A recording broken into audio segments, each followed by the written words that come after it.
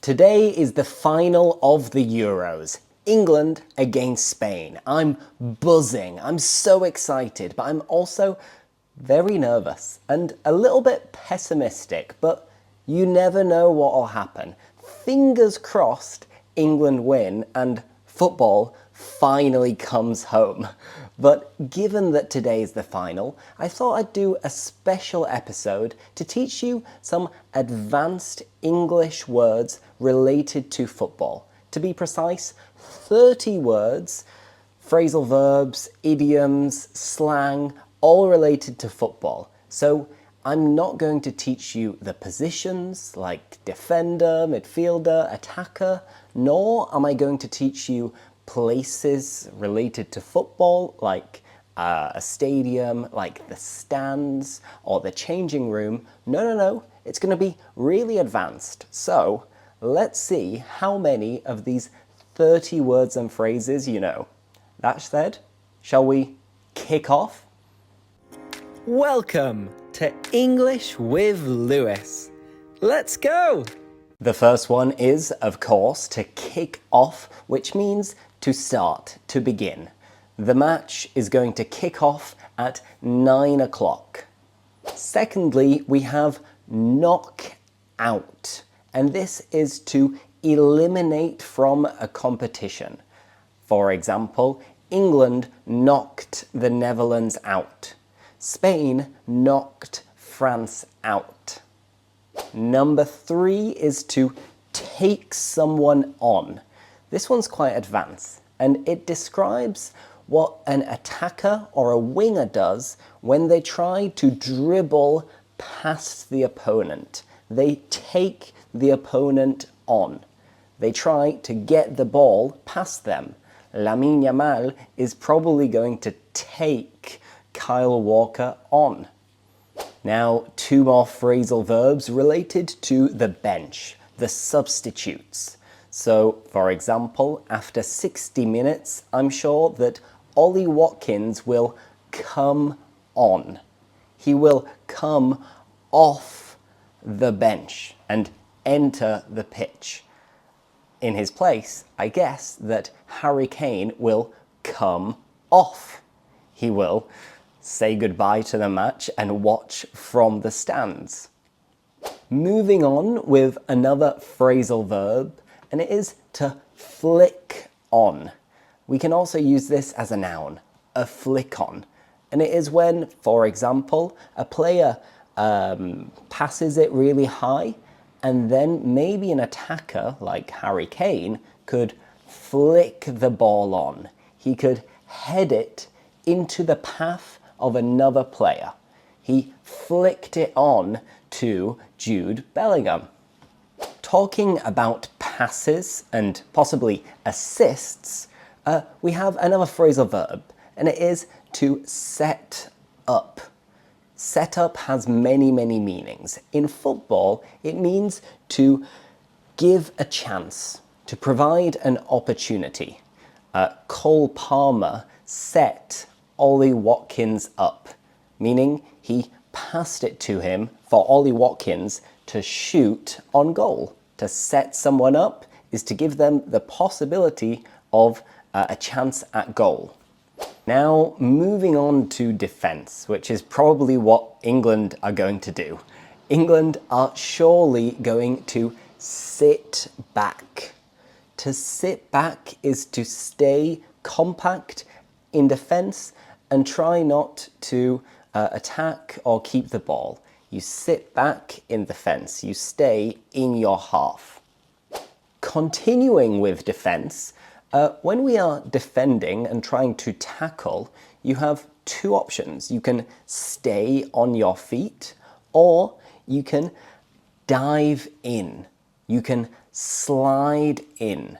And this is to try to tackle with no control when you're sliding across the ground trying to get the ball. So to dive in or to slide in is to try to win the ball and tackle with a sliding tackle. Now, in football, the referee plays a very important role, and the VAR too. And refs when they see a tackle that isn't fair, but it's not too serious, often they show a yellow card. The verb we can use here is to book. The referee booked Jude Bellingham. In other words, the referee showed Bellingham a yellow card. Then if the tackle is really bad and really dangerous or really unfair, it might be worth more than a yellow card. It could be a red card. And to show a red card is also known as sending someone off.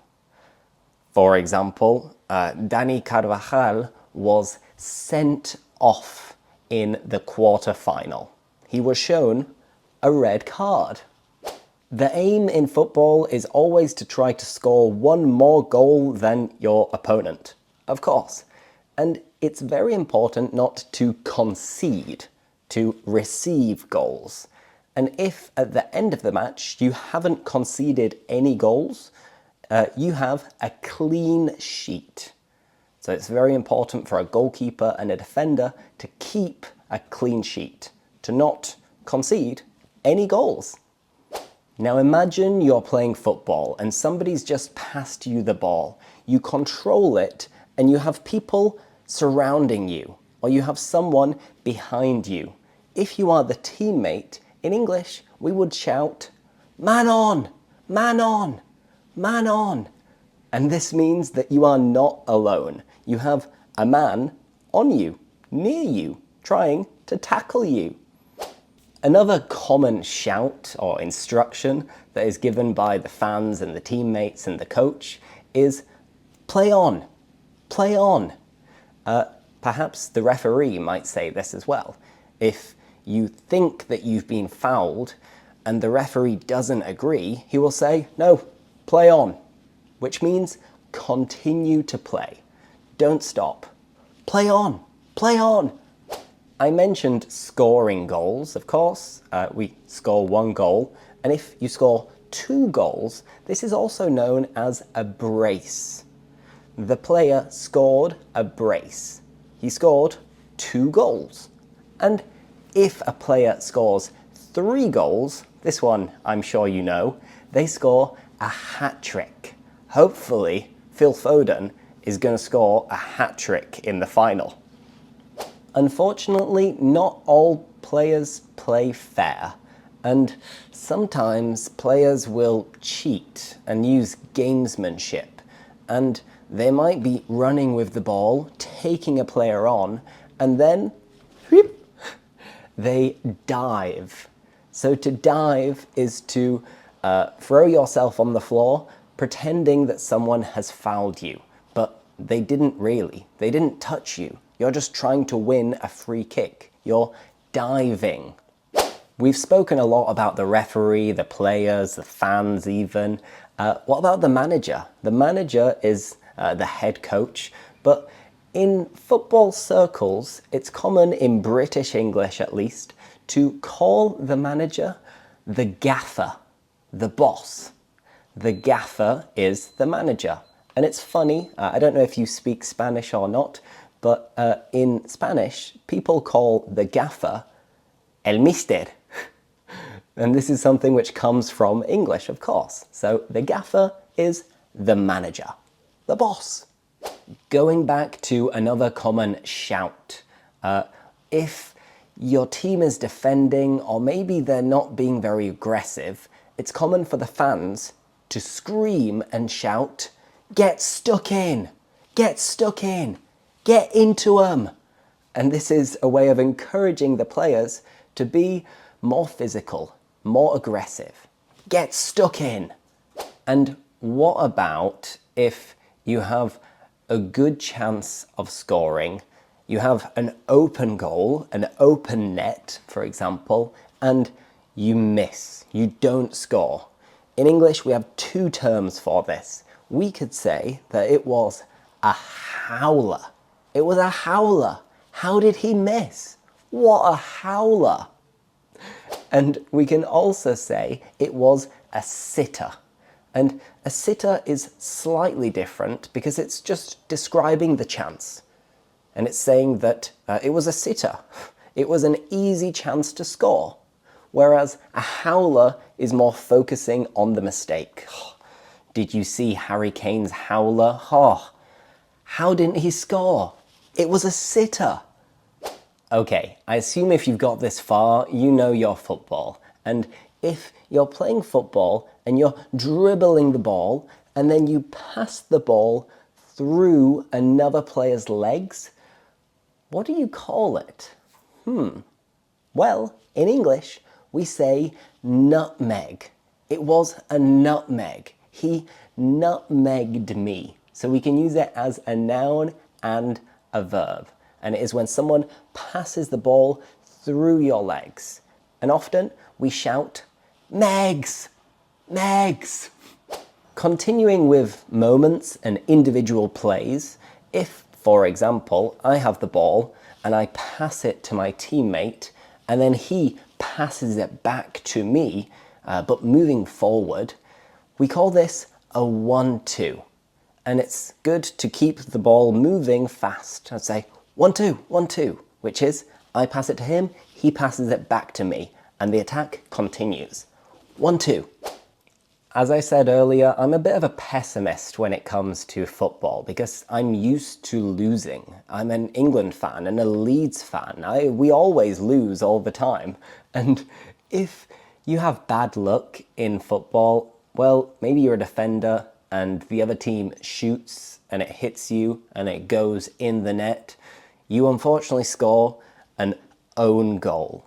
An own goal is when someone from your own team scores in your own goal. An own goal. I've mentioned Jude Bellingham a few times during this video. I don't know if you've been following the football and the Euros this year, but against Slovakia, I was convinced that England were going to be knocked out. But then, out of nowhere, completely out of the blue, Jude Bellingham scored a bicycle kick, an overhead kick. He was flying like a salmon. He scored a bicycle kick, which is when you kind of do a flip, a twirl in the air, and then you shoot behind you. It was an amazing goal. We'll get to that later. I mentioned that the manager is also known as the gaffer. Well, the captain is also known as the skipper. So for England, Harry Kane is the skipper. For Spain, Alvaro Morata is the skipper. He is the captain. Do you remember at the beginning I said that a team that stays in defence very far back and doesn't try to score, they are sitting back? Well, we have an idiom for this too, which is thanks to Jose Mourinho, because he always used to park the bus. If you park the bus, it's a descriptive way of saying that you're sitting back, staying in defense, and waiting for a counterattack. You're parking the bus. Also, I mentioned earlier that the substitutes can come off the bench and they can come on to the field. Hopefully, then they'll have an impact. And these types of players, you can call them super subs. During the Euros for England, Cole Palmer has been a super sub. Ollie Watkins was a super sub, which is a substitute that comes on and makes a serious impact. What a goal! Wow! If you want to say that something, a goal was incredible, it was amazing, it was wonderful, here are three alternatives. I could say, wow, it's a screamer. What a screamer. Or, it's a worldie. It was a worldie. And a belter. What a belter. What a goal. Well, that's it for now. I hope you've learned some of these advanced football slang words and phrasal verbs. Of course, as I said, they're not the easy ones that you're going to learn naturally when you're doing a PDF and stuff like this. So hopefully you found it useful. Hopefully you're buzzing like me for the final tonight. And if you're not watching this the day of the final. Hopefully, England have won, and if not, you know, it's fine. May the best team win, but fingers crossed. Touch wood that it's coming home.